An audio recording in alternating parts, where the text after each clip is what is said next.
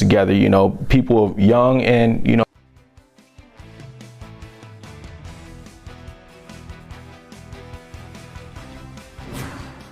Good afternoon, and thank you so much for streaming with us on this Tuesday. You're watching Fox Local. I'm Tom Haynes, live in the Fox 5 Atlanta newsroom with the news I believe matters to you this afternoon, and there is a whole lot of it to get to. We're going to begin with new heartbreaking details in the death of a DeKalb County firefighter who we now know's name is Preston Fant. Our Kim Leffler there covering the story, the fire chief, Kim, the DeKalb County CEO, all coming out today to give us more information about what led to Fant's death in that Monday fire. Yeah, it's a really tough morning here in DeKalb County. We know Preston Fant worked here at Fire Station 24. He worked for the DeKalb County Police Department for 21 years. And as you can see, there's a banner draped in front of the sign there. And also all flags in the county are going to be at half staff in his honor. Now, the fire chief here says this is the first DeKalb County firefighter to die in the line of duty while battling a fire. Now, the chief calls him an elite firefighter and a brother. He was part of a specialized team trained in swiftwater rescue, high-rise operations, and trench rescues. Now, he died while responding to a warehouse fire at South Stone Mountain, Lithonia Road on Monday afternoon. DeKalb County officials say Fant got trapped while trying to rescue a fellow firefighter. He leaves behind a wife and 5 children. Now, the cause of the fire is still under investigation. It appears the warehouse belongs to a movie production company specializing in horror films. Now, this marks the second first responder killed in the line of duty in DeKalb County in a month.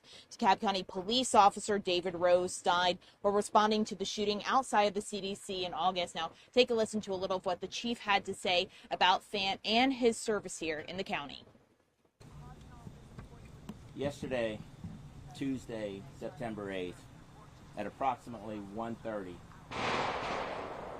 DeKalb County Fire Rescue responded to a structure fire at 2569 South Stone Mountain, Lithonia Road. Over 12 units and 32 firefighters arrived on the scene to find smoke coming from a warehouse. While making an interior fire attack, Master Firefighter Preston Fant was overcome by fire conditions. Incident operations immediately switched to rescue operation, at which time Fant was located and removed from the structure. Life-saving efforts were started on scene. Fant was transported to Grady Hospital, where he succumbed to his injuries.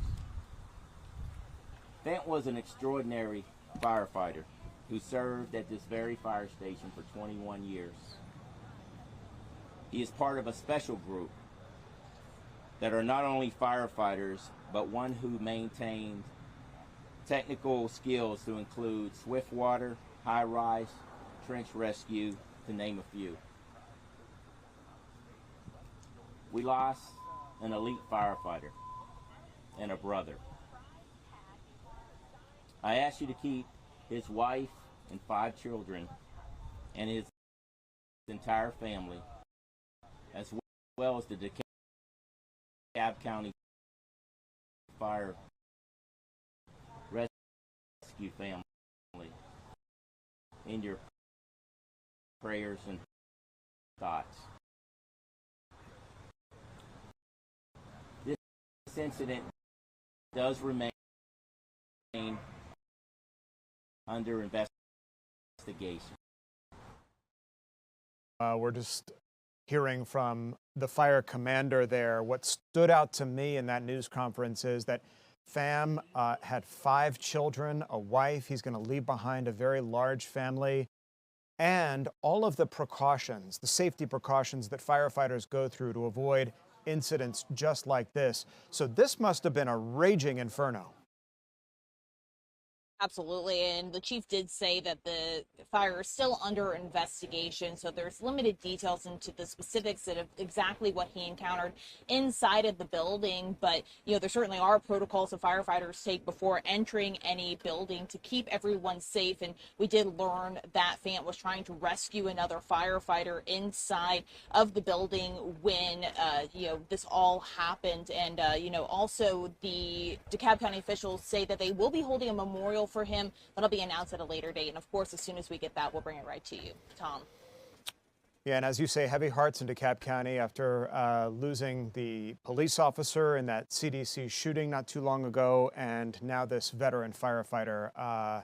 Just a lot of heavy hearts there. And of course, our thoughts and prayers go out to the family of that fallen firefighter.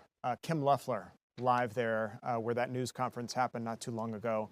Kim, thanks. On to another massive fire. This is Atlanta Fire Rescue responding to a scene.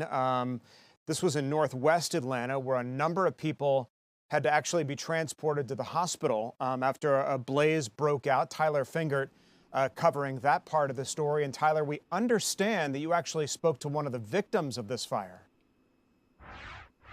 Yeah, Tom, good afternoon to you. I did, and she was saying that flames quickly consumed this apartment building early this morning as people were sleeping, because all of this happened around 3:30 this morning. Take a look behind me. You can just see the damage that is evident in part of this apartment building. You can see a window broken out. You can see what appears to be some insulation coming down from the ceiling. But I want to really highlight one other part of this building. If you take a look at the roof, you can see a massive hole, and that just shows you how fierce this fire was. I want to show you video from Skyfox drone, which got a bird's eye view of the damage, and you can get a good look at the giant hole in the roof. That's where residents say flames soared into the sky this morning.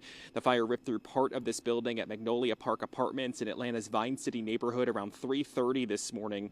Atlanta Fire Rescue says once they got on scene, they rescued 7 people from their balconies. Medics rushed 8 people in all, including 4 children, to local hospitals. One victim suffered minor burns. In all, officials say the fire impacted 12 families. I spoke to one woman who says by the time she realized what was happening, it was too late to walk down the steps. She says she had to climb down from her 3rd floor balcony before first responders arrived. Take a listen to what she told me.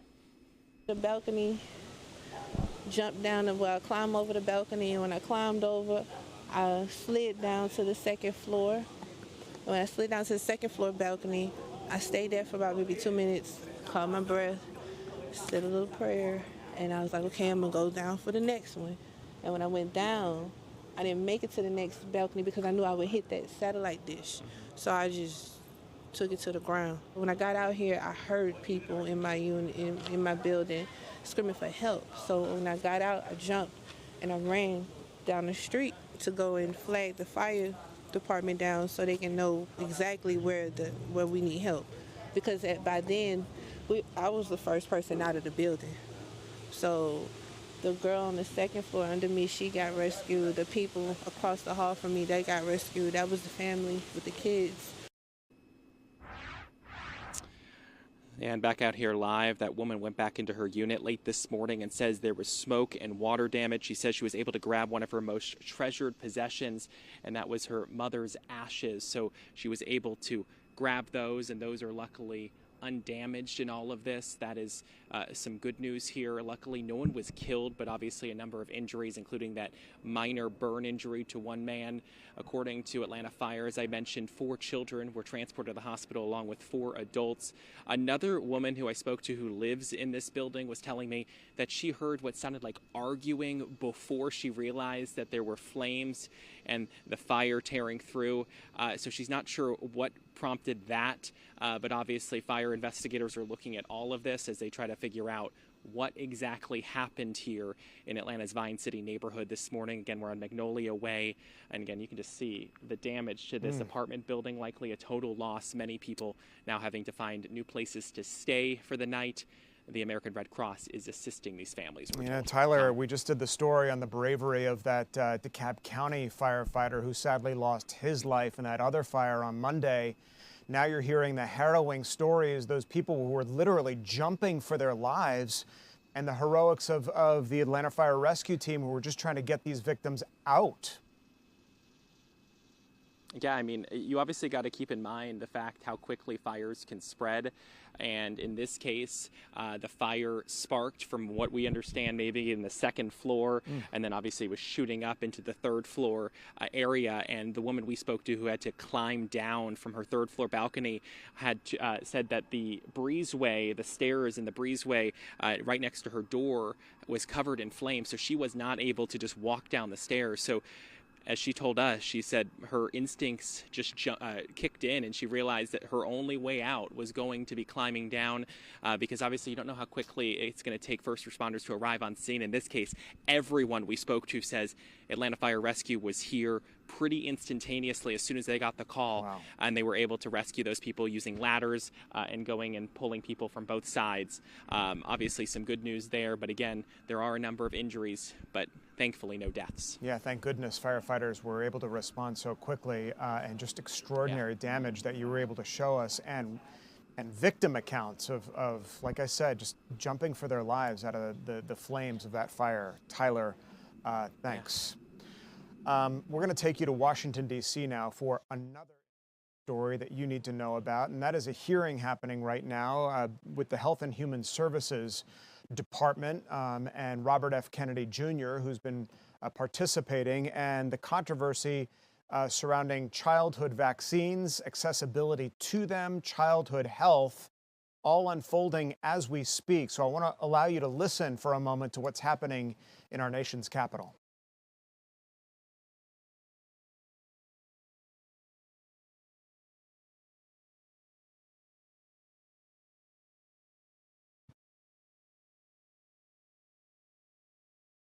All right, Robert F. Kennedy Jr. there having a little bit of audio difficulty out of Washington where this panel discussion is happening. Kennedy, as you'll remember, was grilled just last week by the United States Senate, particularly on narrowing access to childhood vaccines. I believe we have the audio of RFK Jr. Let's try to listen in once again. On psychiatric drugs, which is in our country is unlike any other country in the world. It could be there could be connections with video games, with social media, or a number of things, and we are looking at that at NIH. So we are doing studies now. We're initiating studies to look at the correlation and the connection, potential connection between over-medicating our kids and this violence, and these other possible co-founders as well. Your other question, you want to answer later?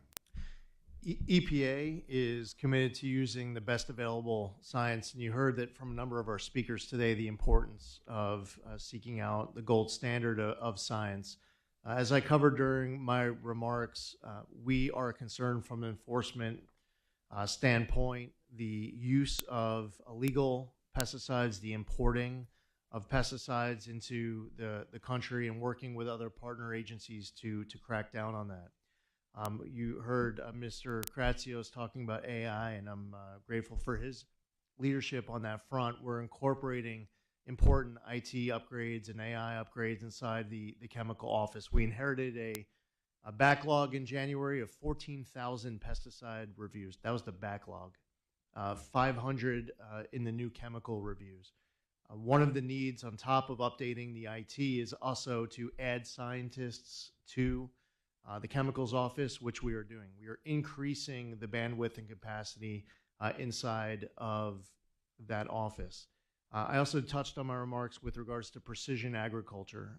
Just about a week and a half ago, I was at San Diego State University, where they were showing off their first in the nation precision agriculture program, which is now being replicated at universities elsewhere around the country, training up that next generation of farmers. It's very important, not just economically, but also for health, safety, environmental reasons, for these farmers to be able to utilize these new technologies, which are expensive.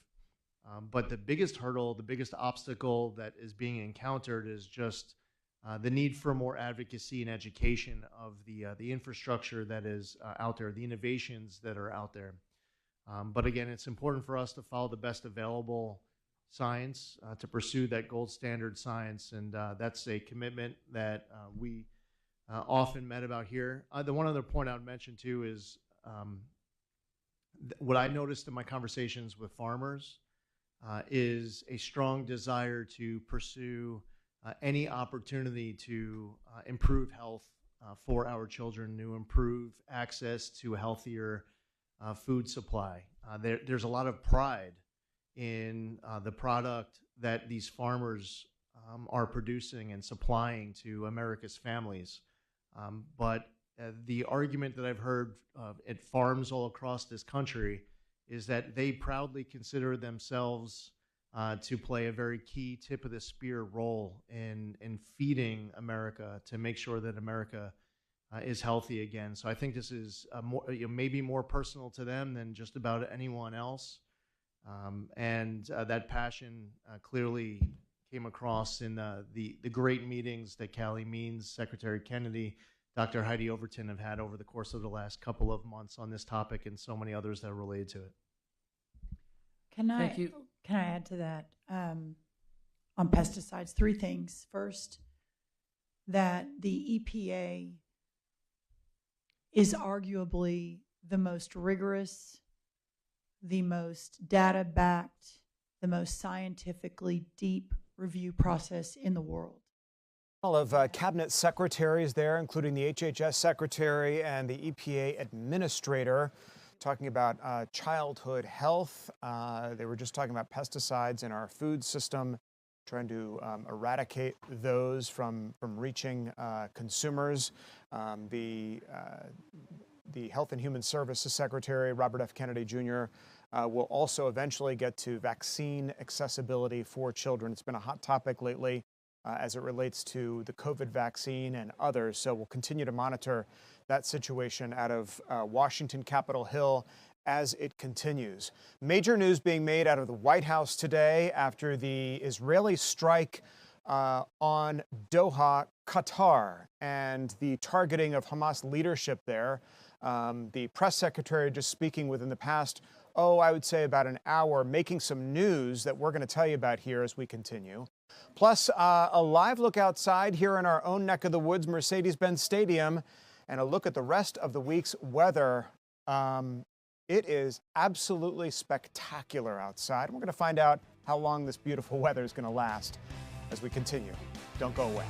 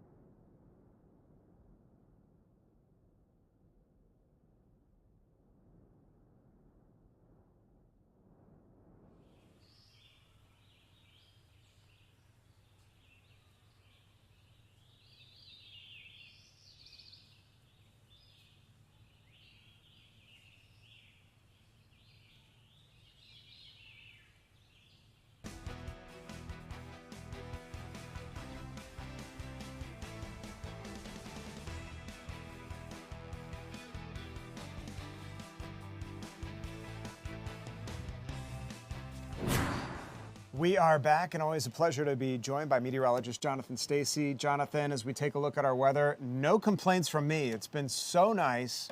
Bit of a hit and miss weekend, but boy, it really feels like fall has arrived with the chilly mornings and the beautiful afternoons. It's been absolutely splendid to start the work week, and the splendiferous weather continues right on through the remainder of the work week, although we will start to warm up gradually. Just talk about how low we're going to go. This morning's low temperature, 61 here in Atlanta. Tonight, we're going to drop down to maybe even 58 degrees.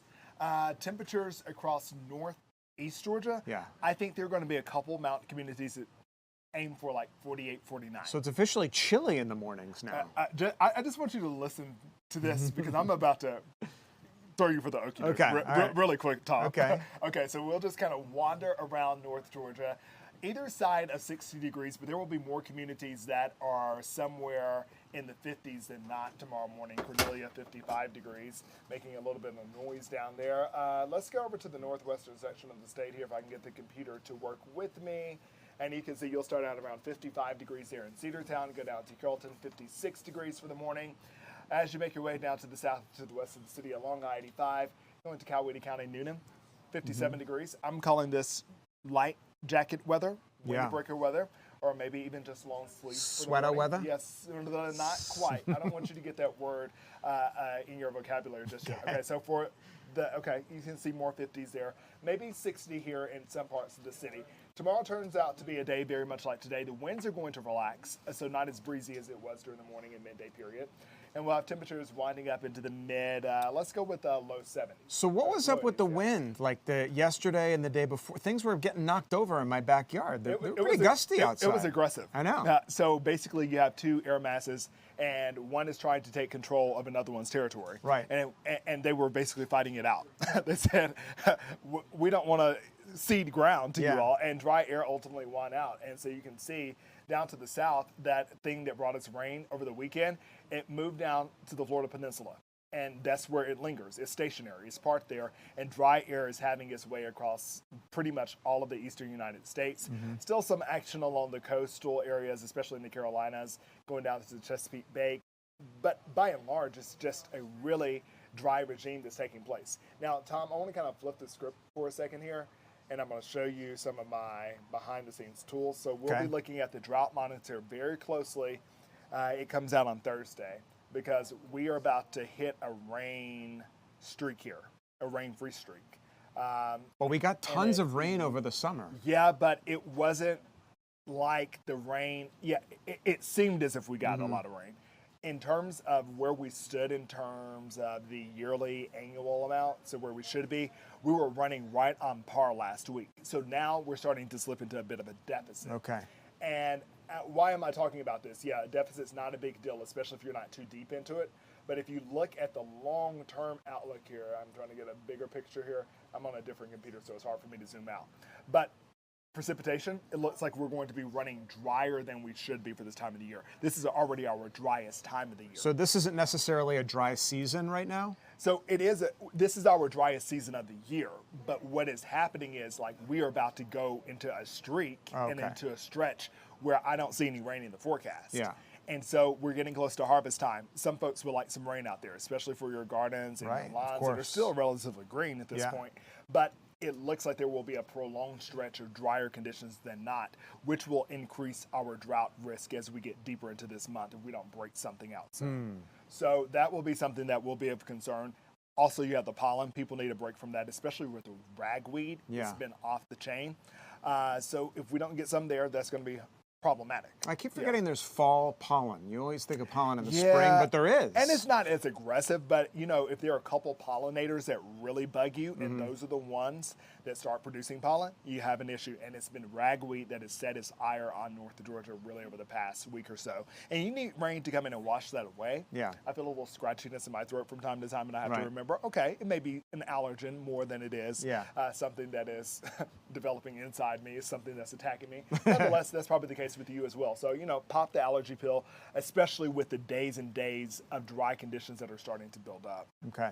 So looking good for the rest of the week, just rain-free. So keep the sprinklers on and yeah, you're going to have to do your own work in terms of watering the lawns. A little bit of a warm-up, though? So, yeah, this is why I was telling you, don't get so excited about these cool, crisp mornings. Okay.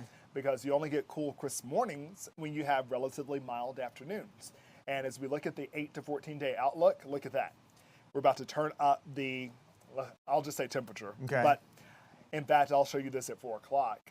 We're going to go back to the 90s. Oh, no. Jonathan, you heard it here first. Breaking news. News that we don't want. So I've selected a couple days in the forecast based on the modeling, not my opinion. A dry heat?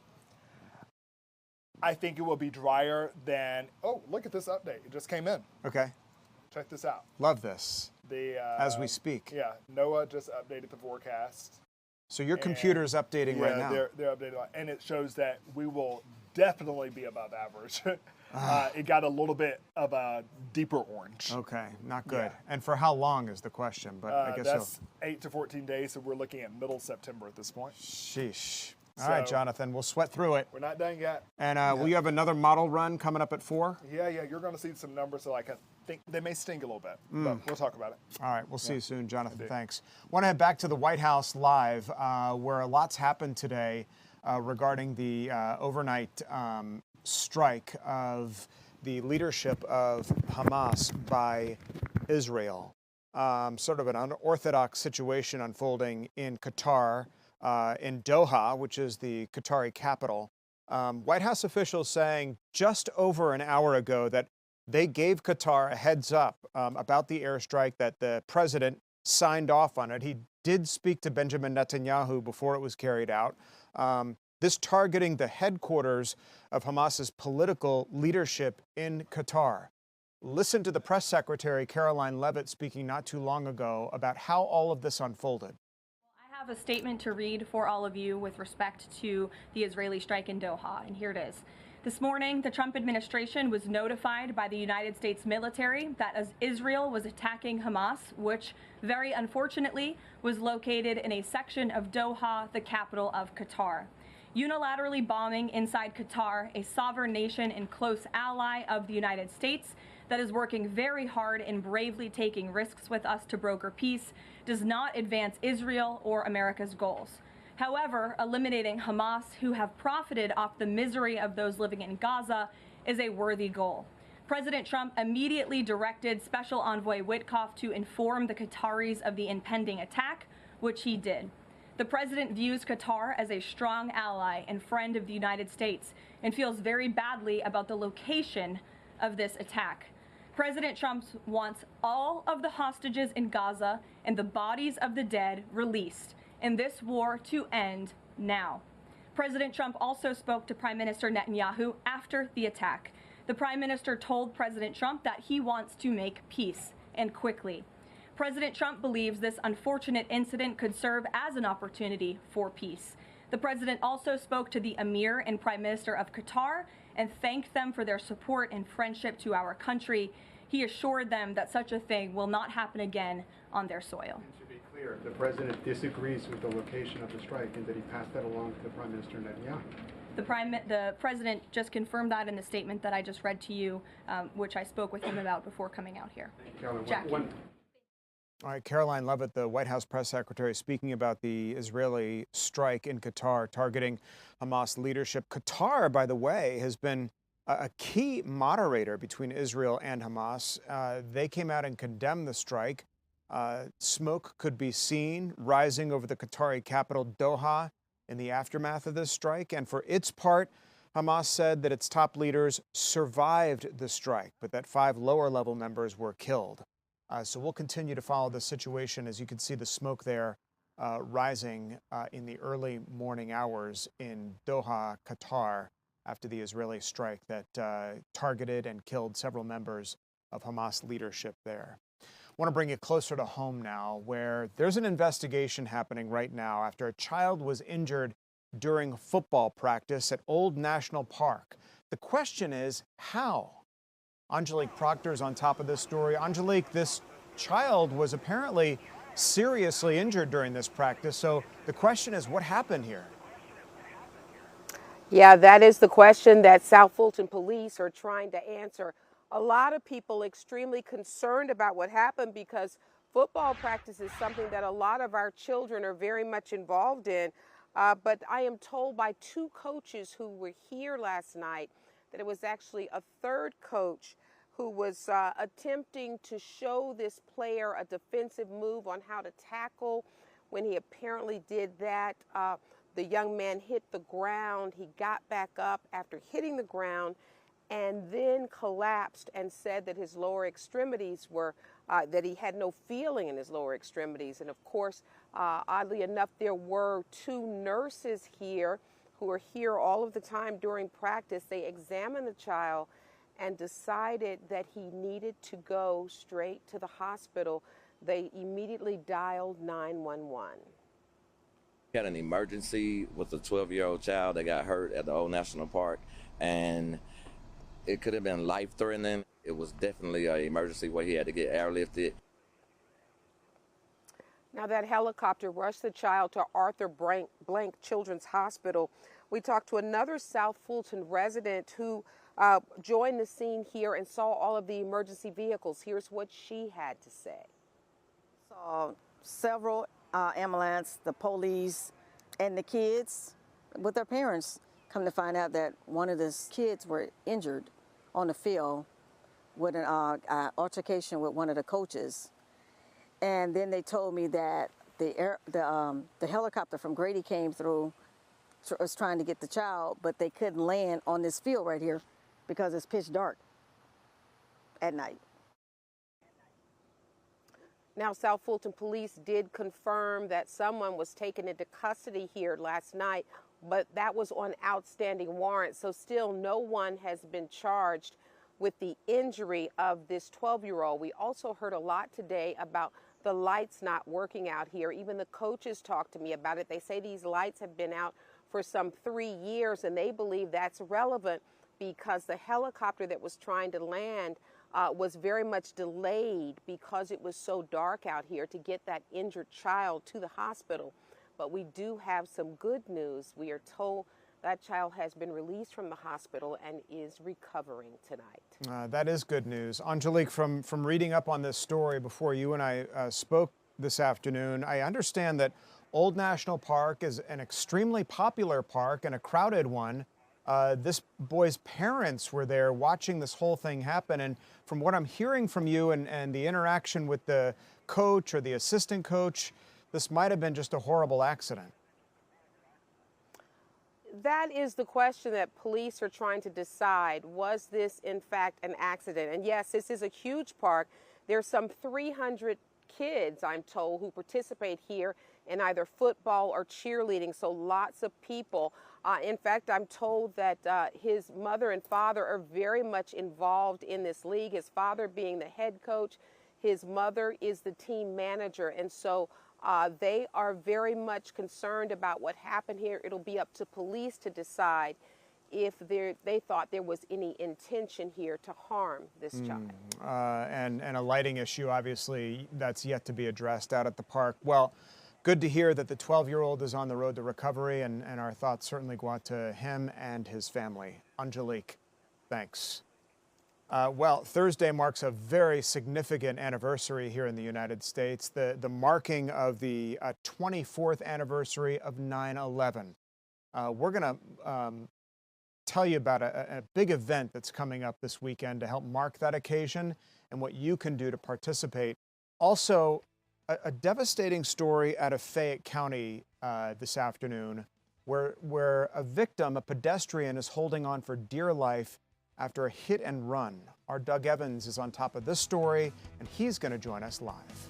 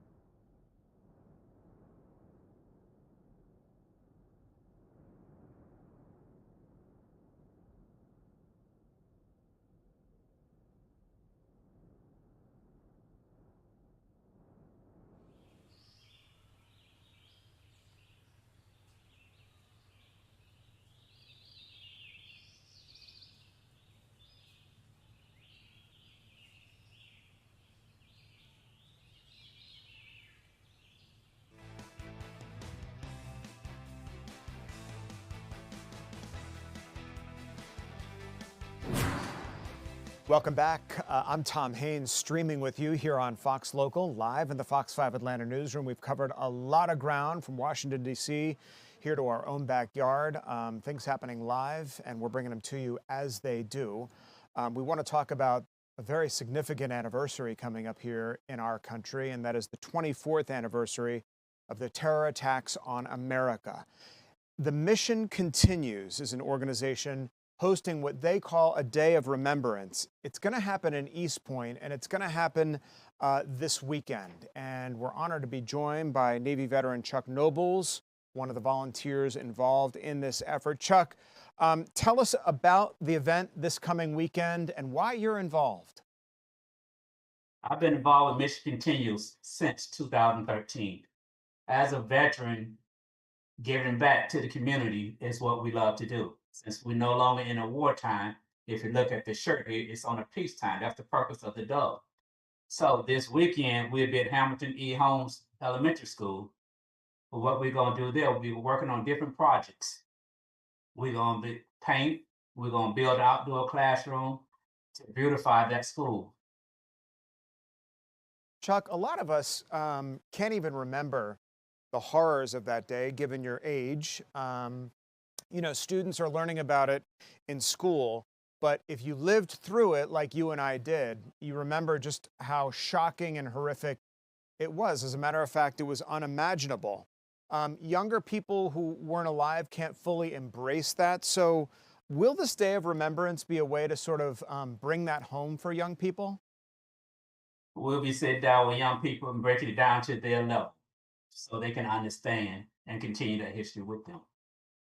And what will you all be doing out there? I know it's you know, a significant day, a day of giving back. A lot of volunteering is going to be happening. So how can folks sort of join your crusade, if you will? You can go to our website, The Mission Continues, Atlanta Platoon. You can volunteer, you sign up right there. It'll give you the address, what time we're going to report, and all the activities we're going to be doing. One of the main activities we're going to do is, again, we will be building different projects on campus.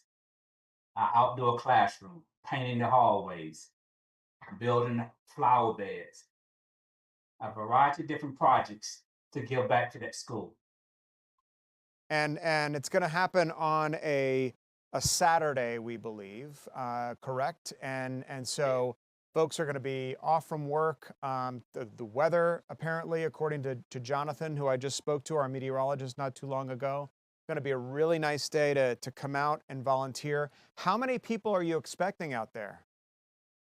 As of right now, we have 40 people volunteered, signed up already. Then we're going to have one of the local colleges going to join us as well. And you've been out at events like this before. A little bit about the camaraderie that happens. Maybe people don't necessarily know each other, but they're all coming together for a good cause. Coming back for that unity we had in the military, that unity we have in our community now. We continue that vibe, that military bond, and we're connecting with the community. So we're combining those two, community with Mission Continue personnel to create. All right. Chuck, thank you so much for being with us. Chuck Nobles, Navy veteran, volunteer. The organization's called The Mission Continues. It's an occasion to mark the 24th anniversary of the 9/11 attacks, and it's happening this weekend. Just go to their website to find out more. What a great event and a special and significant and meaningful one at that, Chuck. Thanks so much for your time this afternoon. Thank you. We'll be right back.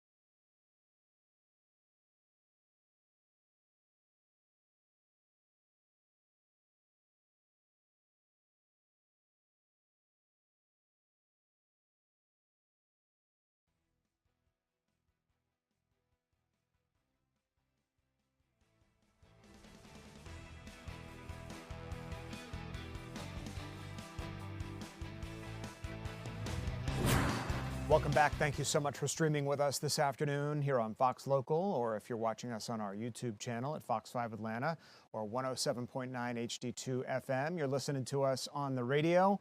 Welcome to you as well. I'm Tom Haynes, live in the Fox 5 Atlanta newsroom with news that is happening right now. And speaking of, we're going to take you back live to Washington, D.C., where the House Oversight Committee is meeting right now. They've been discussing a range of hot topics that you've no doubt been hearing about. So let's listen in for a moment.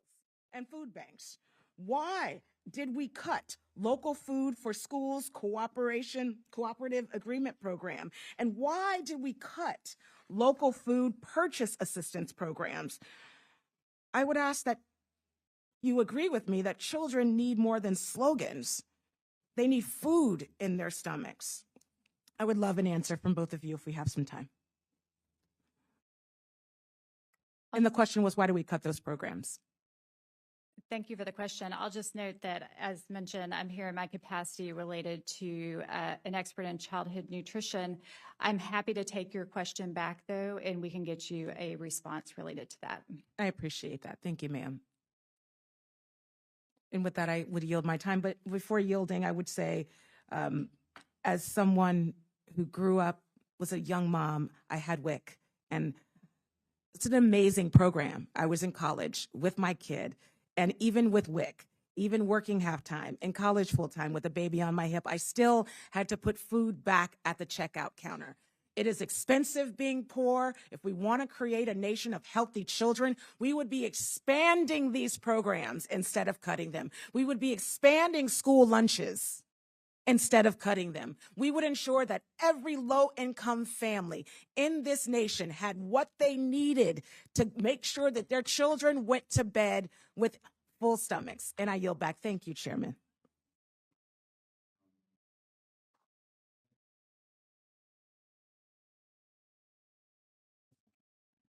First of all, I'd like to thank our for standing up to the drug companies and standing up for the pharmaceuticals. This is what happens when you take on the special interest. But we next one up here, Mr. Subramaniam. Thank you. So let's be clear that dismantling of SNAP and Medicaid is not making any kid healthier in this country. I mean, especially when you're also dismantling the very agencies that are tasked with child nutrition. We're talking about USDA, we're talking about HHS, we're talking about firing experts at these agencies that have a long, deep expertise in these fields. And, you know, what happens when you do cut SNAP and Medicaid is malnutrition, developmental issues, developmental delays, long-term chronic health issues. That's what happens instead. And I want to focus especially on what's going on at the USDA, though, because in 2019, they tried to move two offices at the USDA, NIFA and ERS. And what ended up happening is that these agencies lost a ton of expertise. They lost half their staff, a lot of their experts, and they ended up not having the ability to get out grants and loans that institutions needed to do their research. And now there's a proposal on the table to move all of USDA away from this region. And that's think of the impact that had on those two offices. Multiply that by 100. Think about all the farmers that will suffer, all of the kids that will suffer, all of the work that will suffer because of that, and at a huge expense to taxpayers. And so, Dr. Studi, is it true that employees at USDA were sent a survey on the potential move away from the region? There is a live pictures from Capitol Hill in Washington, D.C. The USDA meeting with congressional folks there on the House Oversight Committee. You heard from a couple of them about the situation regarding things like food stamps, WIC's cards, and the accusation among many Democrats that these programs are, in their words, being dismantled or severely cut. Medicaid, as well. There are disagreements to the characterizations of how those things are unfolding. On the one hand, you have certain political leaders that are saying that these benefits are facing severe cuts. On the other hand, you'll have Republican leadership and those in the White House who say that many of those programs are being not only consolidated, but means tested, and the window through which you can use them being narrowed so that they just don't continue in perpetuity for people. So some differing opinions there, but this all centering on childhood nutrition. Earlier, we took you to a news conference with the Health and Human Services Secretary, Robert F. Kennedy Jr., who spoke on the use of pesticides, vaccines, and what have you. So we'll continue to follow the situation out of Washington as it unfolds, with both of these panels meeting this afternoon. Want to bring you closer to home and talk about a local story, a horrific situation in Fayette County, and that is a hit and run which critically injured a pedestrian that wasn't even walking on the street. This person was on a sidewalk where they should have been, just walking alongside a road when they were struck, and is now holding on for dear life. Our Doug Evans there in Fayette County. Doug, tell us a little bit more about the circumstances surrounding this horrible hit and run. Yeah, I don't think that there was a sidewalk, Tom. It's on State Road 92, and like most southern roads, there are no sidewalks on there. And so we're told the victim was in the grass when a car came up from behind and struck him. As you said, he's in the hospital. There's a lot of concern whether he's going to make it or not. This happened not far away in a subdivision in Fayette County. They say they found 50-year-old Felicia Jackson of Peachtree City sitting in her car in some random person's driveway. They said she had absolutely no connection to this house whatsoever, and that apparently she might have been hiding there, according to the sheriff. And so a lot of concern, not just that she may have been drinking, and on the video that was provided to us several times, deputies say, "Have you had anything to drink? Have you had anything to drink?" And they repeat the same phrase over and over again, "Well, we can smell it," right? So let's listen in now to Sheriff Barry Babb about the concern, not just of this hit and run, but of an alleged drunk driver at 8 o'clock in the morning in his county. A drunk driver at 8 o'clock in the morning on their way to work, and we're going to actually, to get to work meant that they were going to have to go to the north side of Atlanta.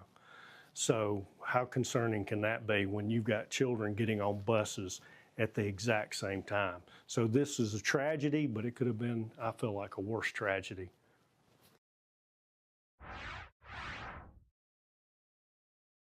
Charges now against 50-year-old Felicia Jackson from Peachtree City. Charged with hit and run, that's a felony. Charged with obstruction, that's a misdemeanor. Serious injury by vehicle, failure to maintain lane, and then also DUI. As for that victim, Tom, 57 years old, in the hospital, in intensive care, with a lot of questions from very concerned people on whether or not he's going to make it. Well, the circumstances, Doug, leading up to this hit and run, and it's great that authorities in that area down there in Fayette County were able to catch up to the driver and make an arrest of this 50-year-old woman.